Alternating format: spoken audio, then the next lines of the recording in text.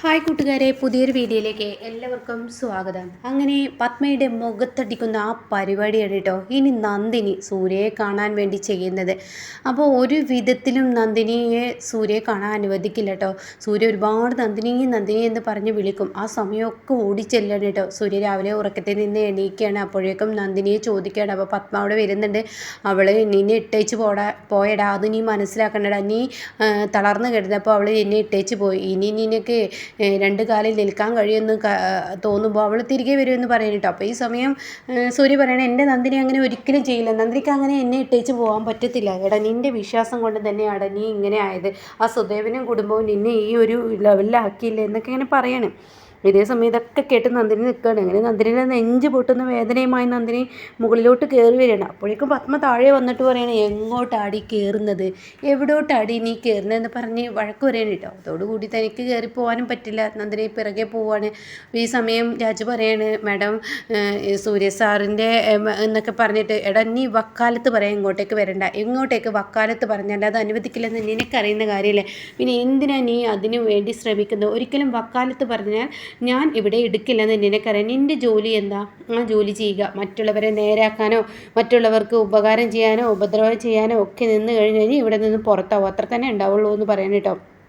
അതുകൂടി അങ്ങ് കേൾക്കുമ്പോൾ നല്ല സങ്കടമാവാണ് നന്ദിനിക്ക്. അങ്ങനെ നന്ദിനി വളരെ വിഷമത്തോടു കൂടി അവിടെ നിന്ന് പോവാണ്. ഈ സമയമാണെങ്കിലോ ഇപ്പുറത്ത് സൂര്യ ബഹളം വെച്ചുകൊണ്ടിരിക്കുമ്പോൾ സൂര്യക്ക് വീണ്ടും ഉറക്ക ഗുളിക കൊടുത്ത് ഇവർ കിടത്തുകയാണ് കേട്ടോ. ക്രൂരമായ മനസ്സാണ് ഇവരുടേത്. ഇവർ വീണ്ടും അത് ചെയ്യുമ്പോൾ ഉടൻ തന്നെ എന്തെങ്കിലും ഒന്ന് ചെയ്യണമെന്ന് നന്ദിനി മനസ്സുകൊണ്ട് ചിന്തിക്കുകയാണ് കേട്ടോ. ഈ സമയം ഇപ്പുറത്താണെങ്കിലോ നന്ദിനി ഇനി എന്താ ചെയ്യുക എന്നൊക്കെ ആലോചിച്ച് ഇങ്ങനെ ഇരിക്കുകയാണ്. അപ്പോൾ പിറ്റേ ദിവസം രാവിലെ ആകുമ്പോൾ ഇവിടെ രാജു സാധനങ്ങളൊക്കെ വാങ്ങിച്ചിട്ട് മാർക്കറ്റിൽ നിന്ന് വരികയാണ്. അപ്പോൾ രാജു ആണെങ്കിൽ അകത്തോട്ട് കയറുമ്പോൾ പതുങ്ങിയാണ് രാജു അകത്തോട്ട് കയറുന്നത്. അതിൽ നിന്ന് എന്തോ പന്തികേടുണ്ടെന്ന് മനസ്സിലാക്കുകയാണ് പത്മ. അങ്ങനെ പത്മ, ഇവൻ എന്താ ഒരു ലെവലില്ലാത്ത നടത്തോ, അയ്യോ എന്നെ കണ്ടല്ലോ എന്നിങ്ങനെ രാജു പറഞ്ഞ് തലമറച്ച് വെറുതെ ഇങ്ങനെ പോകുമ്പോൾ ഉടൻ തന്നെ പത്മ പറയണം, അവിടെ നിന്നേ, നിൻ്റെ പരിപാടി എന്താണെന്ന് ചോദിക്കണം.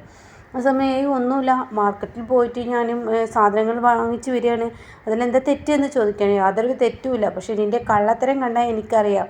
നീ എന്താടാ എന്നിൽ നിന്ന് ഒളിപ്പിച്ച് വെച്ച് കൊണ്ടുപോകുന്നു, മര്യാദക്ക് നോക്കട്ടെ. അപ്പോൾ നന്ദിനിയാണെങ്കിൽ ഇഷ്ടപ്പെട്ടല്ലോ പിടിക്കപ്പെട്ടല്ലോ എന്നുള്ള ലെവലിൽ നന്ദിനി ഇപ്പുറത്ത് നിൽക്കുന്നുണ്ട്. നീ എൻ്റെ അടുത്ത് കള്ളത്തരം ചെയ്യാമെന്ന് കരുതിയിട്ടുണ്ടെങ്കിൽ നിനക്കതൊരിക്കലും നടക്കില്ലെന്ന് നീ ആദ്യം മനസ്സിലാക്കേണ്ട കാര്യം. എൻ്റെ മുന്നിൽ, ഈ പത്മയുടെ മുന്നിൽ നിനക്കൊരു കള്ളത്തരം നടക്കില്ല എന്ന് പറയുന്നത് കേട്ടോ. അങ്ങനെ ഈ സമയം രാജു ആണെങ്കിലും പിടിച്ചു എന്നുള്ള ആ ലെവലിൽ നിൽക്കുകയാണ്. പത്മ പറയണത്, നിൻ്റെ കവറിൽ എന്താ, ഞാൻ നോക്കട്ടെ എന്ന് പറയുന്നത്. അപ്പോൾ കവർ കാണിച്ചു കൊടുക്കില്ല കേട്ടോ. എന്താടാ, നീ എൻ്റെ അടുത്താണോ വിളച്ചിൽ നടത്തുന്നത്?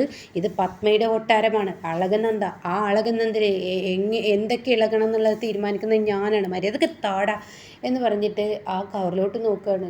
ഈശ്വര, പറയാനില്ല. ആ കവറിൽ നോക്കുമ്പോൾ പത്മ അങ്ങനെ ദോഷത്തോടു കൂടി നോക്കുകയാണ്. ഇത് കാണുന്നതിനോട് കൂടിയിട്ട് ഉടൻ തന്നെ നന്ദിനി പേടിക്കുകയാണ് കേട്ടോ.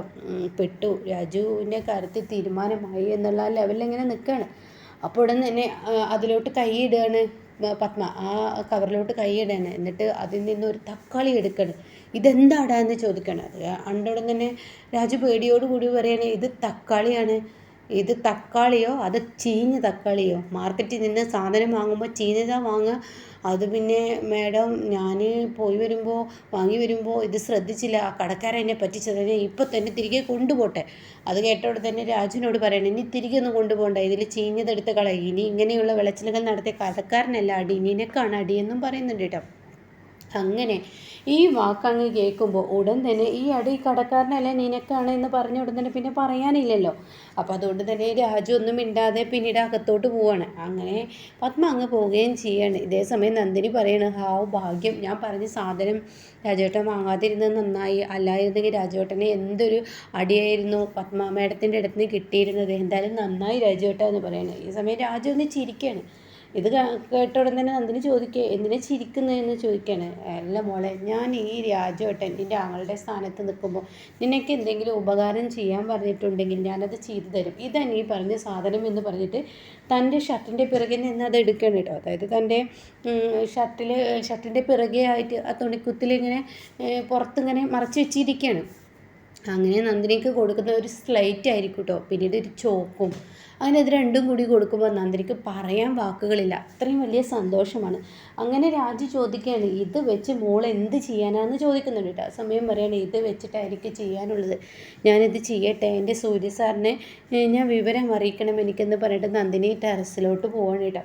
അപ്പോൾ ആദ്യം രാജു വിചാരിക്കുന്നത് സൂര്യ എണീക്കുമ്പോഴേക്കും ഇംഗ്ലീഷൊക്കെ പഠിക്കാനായിരിക്കും എന്നൊക്കെയാണ് കേട്ടോ. പിന്നീടാണ് രാജുവിന് കാര്യം മനസ്സിലാവുന്നത്. അങ്ങനെ താൻ ടെറസിന് മുകളിലോട്ട് ചെല്ലാണ്. എന്നിട്ടാണെങ്കിലോ അതിലെഴുതാണ്, സൂര്യ സാറിനെ വിട്ട് ഒരിക്കലും എനിക്ക് പോകാൻ കഴിയില്ല, ഞാനിവിടെ ഉണ്ട്, എനിക്ക് അങ്ങോട്ട് വരാനുള്ള അനുമതി ഇല്ലാഞ്ഞിട്ടാണ്. സൂര്യ സാർ ബഹളം വെക്കുകയോ ഒന്നും ചെയ്യരുത്.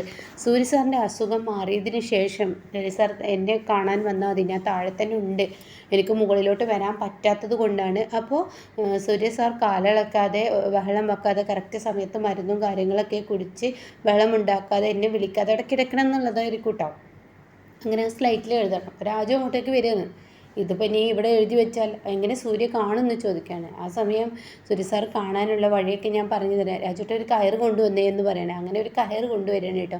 അങ്ങനെ ഈ സമയം ഈ കയറ് കൊണ്ടുവന്ന് പിന്നീട് പതിയെ ഇങ്ങനെ താഴോട്ടിടുകയാണ്. അപ്പോൾ താഴോട്ടിടുമ്പോൾ അവരുടെ ഒരു ബാൽക്കണി പോലത്തെ ഭാഗം ഉണ്ടല്ലോ, ആ ഭാഗത്തോട്ടാണ് ഈ സ്ലൈറ്റ് വന്ന് നിൽക്കുന്നത്. അപ്പോൾ അത് കറക്റ്റാണോ, സൂര്യ സാർ കിടക്കുന്ന നേർക്കാണോ ഈ സ്ലൈറ്റ് നിൽക്കുന്നത് എന്ന് നോക്കണമെന്ന് പറയണം. അപ്പോൾ രാജു പറയുന്നത് ശരി, ഞാൻ നോക്കിയിട്ട് വരാമെന്ന് പറഞ്ഞിട്ട്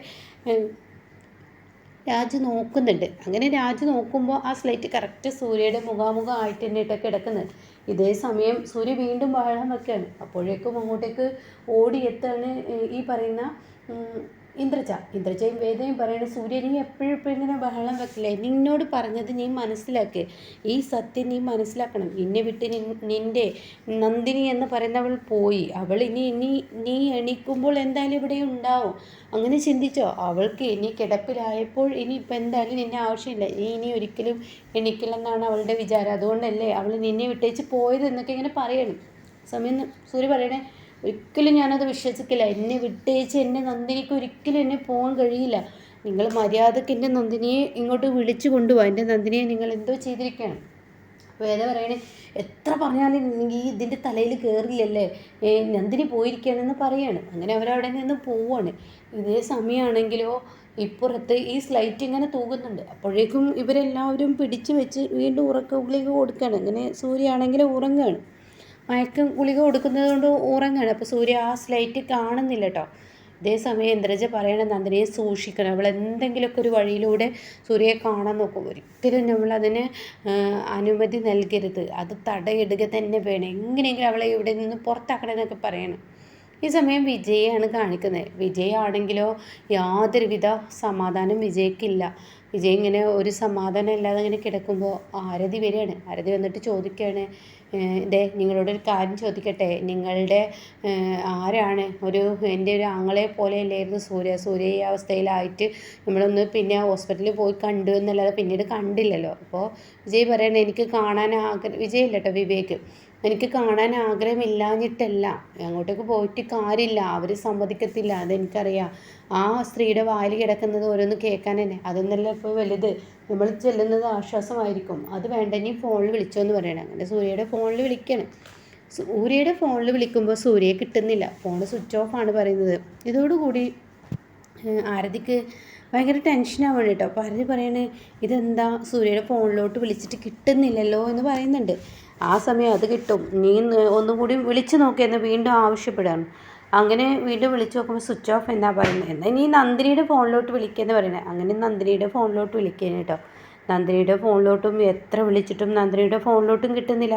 ഇതോട് കൂടിയിട്ട് ഇവർക്ക് ടെൻഷനാവുകയാണ്. അപ്പോൾ എന്തോ ഒരു ആപത്ത് അവിടെ സംഭവിച്ചിരിക്കുന്നു, നമുക്കതുവരെ പോവല്ലേ വിവേക്, ഞാൻ പറയുന്നു എന്ന് കേൾക്ക് എന്ന് പറയണേ. അത് കേട്ട ഉടനെ ശരി, നമുക്ക് അങ്ങോട്ടേക്ക് പോവാമെന്ന് പറഞ്ഞിട്ട് അവരങ്ങോട്ടേക്ക് പോവുകയാണ് കേട്ടോ. എന്നാൽ ഈ സമയം നന്ദിനിയാണെങ്കിലോ താൻ എഴുതി വെച്ചത് ഒന്ന് കണ്ടെങ്കിൽ എന്നൊക്കെ ഇങ്ങനെ നന്ദിനി ഇങ്ങനെ പറയാണ്.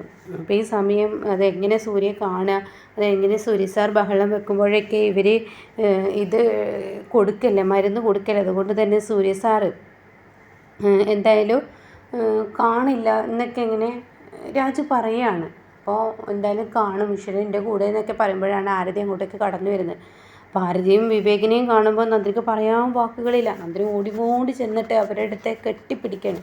എന്നിട്ട് അവരോട് പറയാണ്, അതെ ഞാനൊരു കാര്യം പറയട്ടെ എന്ന് പറഞ്ഞിട്ട് അങ്ങ് പൊട്ടി കരയാണ് കേട്ടോ. അപ്പോൾ ഈ കരച്ചിൽ കേട്ട ഉടൻ തന്നെ എന്തിനാ നന്ദിനി നീ ഇങ്ങനെ കരയുന്നതെന്ന് ചോദിക്കുമ്പോൾ ഉടനെ പറയാണ്, എൻ്റെ സൂര്യ സാറിനെ എനിക്ക് കാണാൻ പറ്റുന്നില്ല, എന്നെ അങ്ങോട്ടേക്ക് കടത്തി വിടുന്നില്ല, സൂര്യ സാറിനെ എനിക്ക് കാണാൻ പറ്റുന്നില്ല എന്നൊക്കെ പറഞ്ഞ് നന്ദിനി അവരോട് പറഞ്ഞ് കരയാണ്. ഭാരതി പറയാണ്, ഞാനൊന്ന് പോയി നോക്കട്ടെ, ഞങ്ങൾക്ക് കാണാൻ പറ്റുമെങ്കിൽ സൂര്യയെ ഞങ്ങൾ വിവരം അറിയിക്കാമെന്ന് പറയുന്നത്. എന്നാൽ ശരി നിങ്ങൾ പോയി നോക്കിയെന്ന് പറയാണ് കേട്ടോ.